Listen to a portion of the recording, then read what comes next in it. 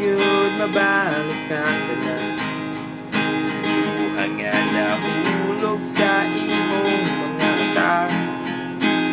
Inagod ka bayran ang tanang kasakit tungod sa mga atang mawala.